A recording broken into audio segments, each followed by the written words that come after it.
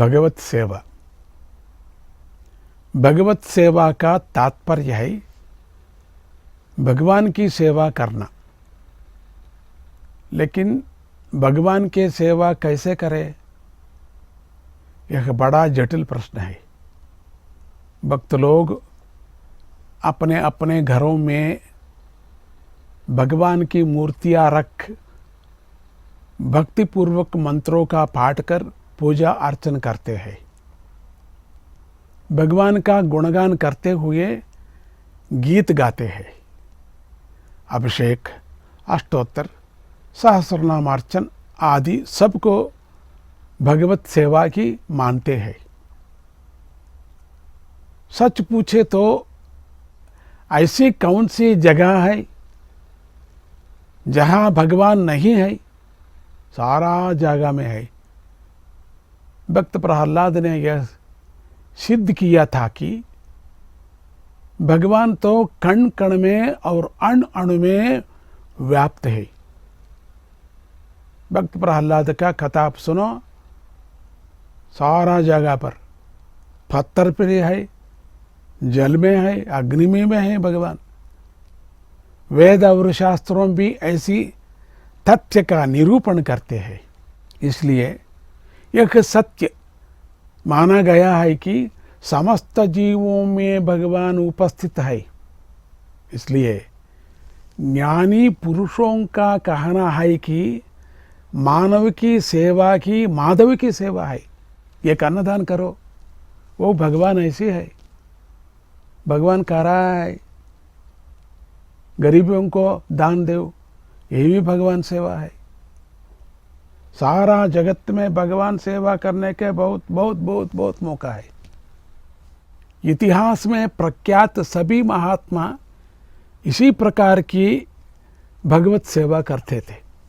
इस प्रकार की भगवत सेवा सच्चे अर्थों में बहुत बड़ी निधि के समान है। इसके समक्ष धन संपत्ति का कोई महत्व नहीं है, कोई महत्व नहीं है। महाभक्त त्यागराज, ज्ञानदेव, तुकाराम, कबीर, मीराबाई आदि कई महान भावों ने प्रत्येक जीव में भगवान को देखा और उनकी सेवा कर इस भव सागर को पार कर दिया, पार गया। एक कथा इसके उदाहरण में, दक्षिण भारत में त्यागराज नामक एक गायक हुआ करते थे। एक दिन एक धनवान ने त्यागराज स्वामी को धनराशि देकर सम्मानित करना चाहा, लेकिन त्यागराज ने अस्वीकार कर दिया। उस धनवान ने अपनी जिद नहीं छोड़ी। त्यागराज के शिष्यों ने चुपचाप धनराशियों को गुप्त रूप से पालकी में रख दिया।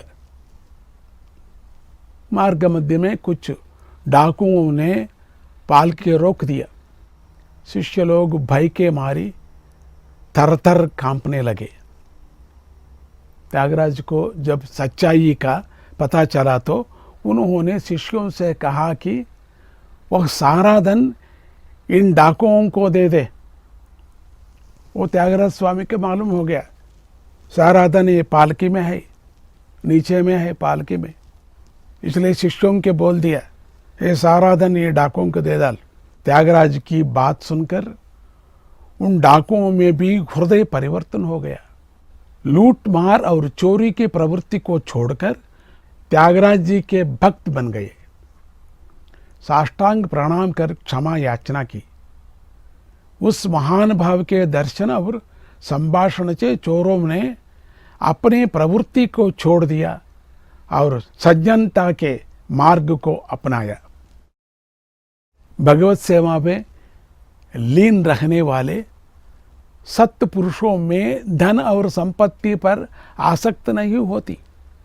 भगवत सेवा कोई जीवन का लक्ष्य मानने वाले सज्जनों में किसी प्रकार के भेदभाव नहीं होते। दीन दलित निराश्रित जनों की वे सहायता करते रहते हैं।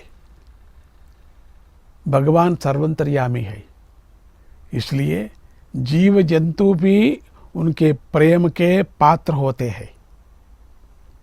ये समझाता है कि मानवों या जीव जंतुओं में किसी की भी सेवा करे, वह तो उस रूप में भगवान की ही सेवा होती है। उनके मन में एक दृढ़ भावना होती है कि समस्त प्राणियों में भगवान निवास करते हैं, इसलिए परिपूर्ण रूप से समदर्शी होकर वे समस्त प्राणियों के सेवा करते रहते हैं।